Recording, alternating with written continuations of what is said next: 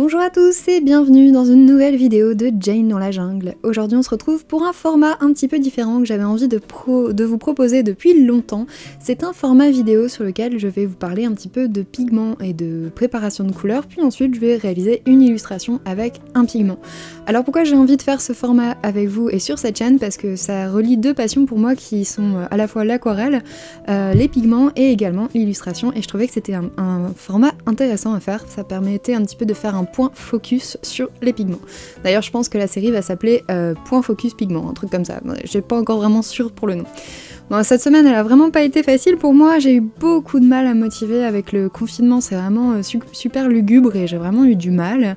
Donc j'ai décidé de ralentir et de prendre du temps pour moi. D'ailleurs c'est pour ça que cette vidéo est en retard, je pense que celles qui arrivent après seront aussi en retard, il y aura même sûrement un trou dans quelques temps, mais vous inquiétez pas, tout va bien. C'est juste que c'est un peu compliqué pour moi en ce moment, j'ai beaucoup de travail sur du privé et j'ai du mal à joindre les vidéos et tout ça, mais je fais ce que je peux pour garder le rythme. Bon alors quoi de mieux quand on va pas très bien, que l'ambiance autour n'est pas top, bah moi je pense que le mieux c'est de faire un petit peu de couleur, de mettre un peu de couleur dans sa vie en préparant de l'aquarelle. Bon pour cette vidéo donc c'est un peu spécial pour ce nouveau format, je vais pas faire un mais deux pigments. Alors pourquoi deux pigments? Parce qu'en fait il y a quelques temps j'ai trouvé d'occasion un stock de pigments extra fins vintage. Alors j'étais super contente parce que c'est assez rare de trouver, et puis surtout dans des proportions qui sont possibles pour l'utilisation après à l'aquarelle. Je vais pas prendre 2 kilos d'ocre juste pour faire de l'aquarelle, ça ne servira à rien, donc souvent j'essaye de trouver des formats genre 30 à 100, 150 grammes. Et donc là j'étais vraiment contente parce que j'ai trouvé ça, et j'ai également trouvé différentes marques de ces pigments. Donc il y avait Sennelier, mais il y avait également des marques de produits Beaux-Arts disparus, par exemple le Gaulois, je connaissais pas du tout. Et donc j'ai reçu ce joli colis avec une bonne dose de couleurs, et franchement j'en avais vraiment besoin. Donc quand j'ai commencé à trouver toutes ces petites couleurs, tout de suite ce qui m'a tapé dans l'œil c'était le vert émeraude et le vermillon français imitation, donc c'est les noms qui étaient associés aux pigments. Pour leur composition, eh bien je n'en ai aucune idée, c'est pour ça que j'ai fait extrêmement attention à porter toujours des gants et un masque pour éviter de me contaminer ou de m'empoisonner avec les pigments. Et si jamais ces pigments vous intéressent, ce n'est pas pour les enfants, c'est vraiment des pigments qu'il faut utiliser jamais les mettre en bouche, enfin voilà, c'est des pigments qui sont juste pour peindre. Les deux pigments donc sont vraiment très jolis et agréables à travailler. Pour le vert émeraude, donc j'ai mis longtemps pour moudre correctement le pigment, ça m'a vraiment pris très longtemps, et d'ailleurs les pigments étaient très secs, je ne sais pas si c'est parce qu'ils étaient anciens et plus vieux, donc peut-être plus secs, mais en tout cas j'ai vraiment mis longtemps pour incorporer le liant avec le pigment. Mais par contre le résultat en valait vraiment la chandelle, je pense que c'est une de mes couleurs préférées depuis longtemps, et surtout ça donne un vert forêt très joli quand on le mélange avec des rouges et des choses comme ça.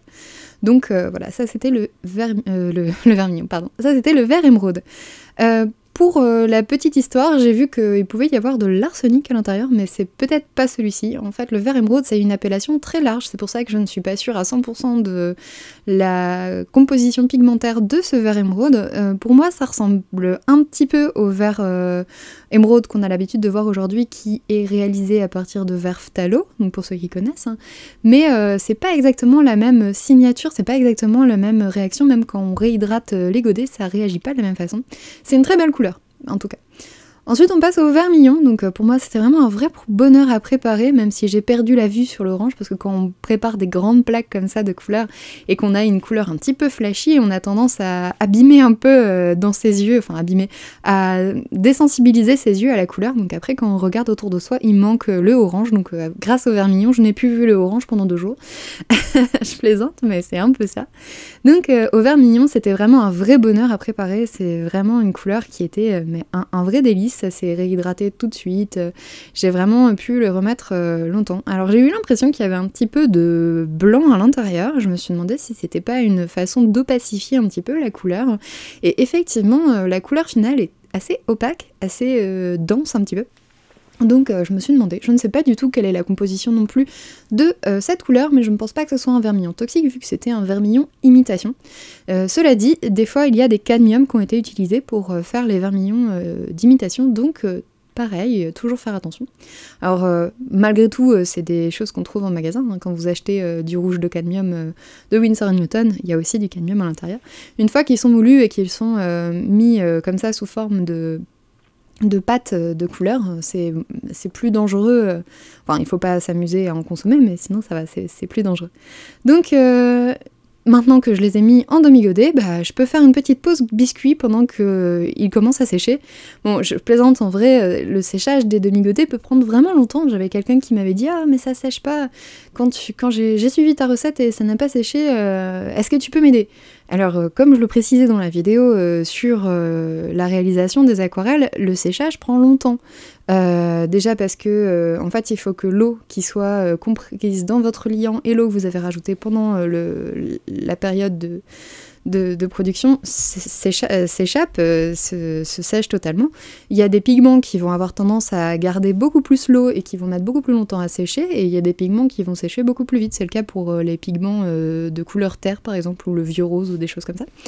En tout cas, pour cela, j'ai mis une bonne grosse semaine pour sécher, et franchement, ce qui est rigolo, c'est qu'il sèche de façon brillante par rapport à d'autres couleurs. Par exemple, le vieux rose que j'avais fait la dernière fois séchait un petit peu de façon crayeuse, mais vous pouvez remarquer ça aussi quand vous achetez des demi-godets en magasin, ils n'ont pas toujours le même rendu de séchage.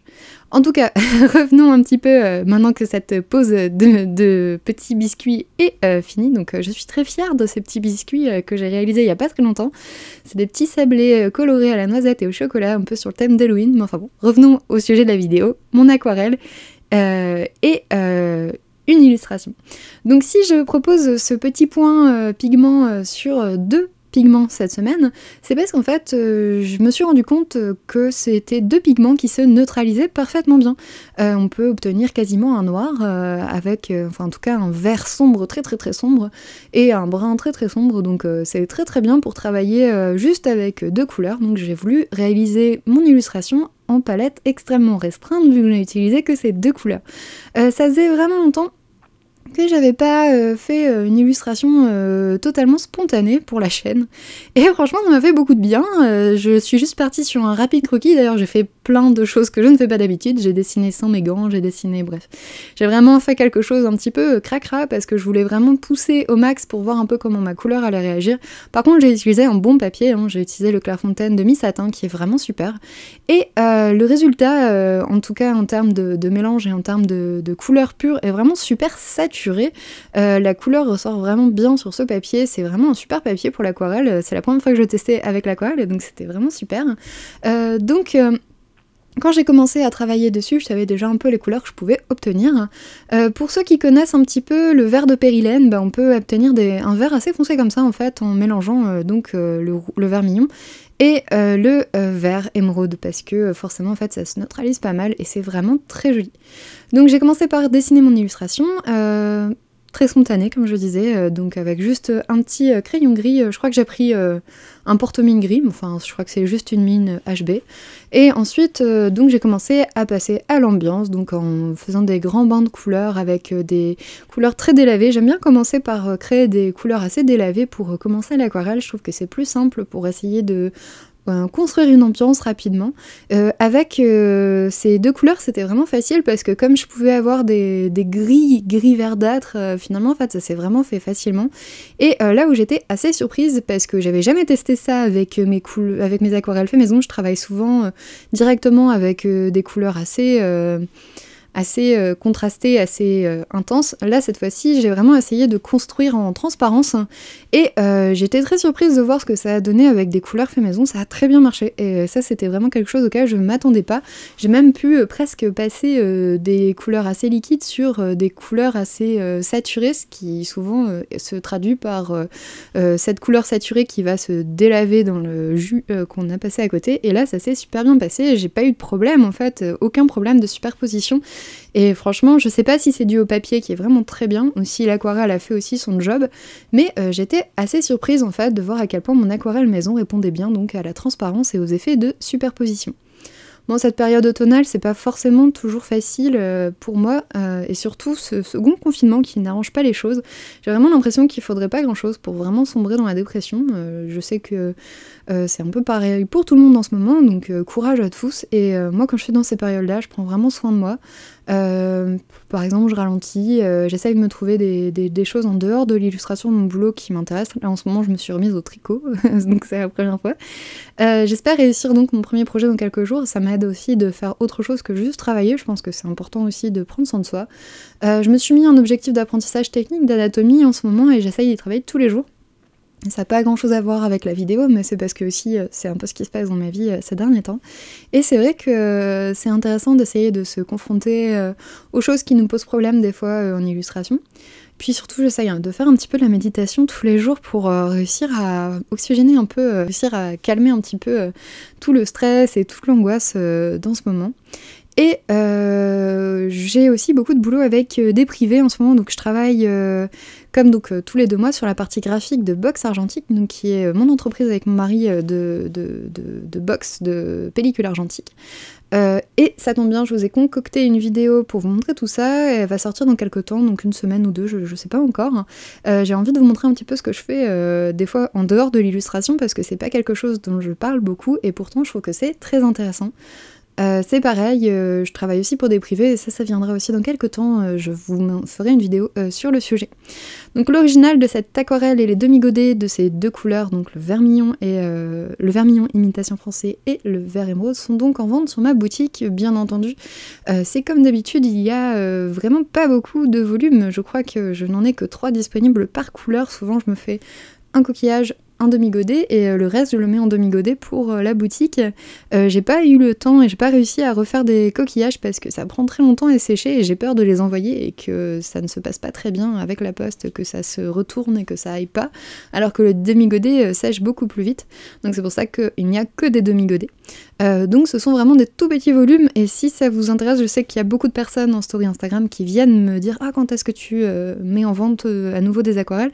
Bah écoutez, là il y en aura, mais je sais pas exactement quand il y en aura des nouveaux. C'est pour ça également que je lance ce petit format Focus Pigment.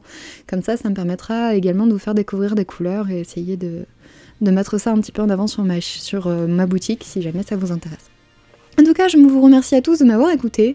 Je retourne à mon petit coucounage et à mon hibernation parce que je pense qu'on en est tous à ce point-là. Prenez bien soin de vous et surtout n'oubliez pas que le printemps arrivera à nouveau et que ça ira mieux dans quelques temps. En tout cas, à bientôt et merci beaucoup de m'avoir écouté. J'espère à bientôt dans une nouvelle vidéo et salut!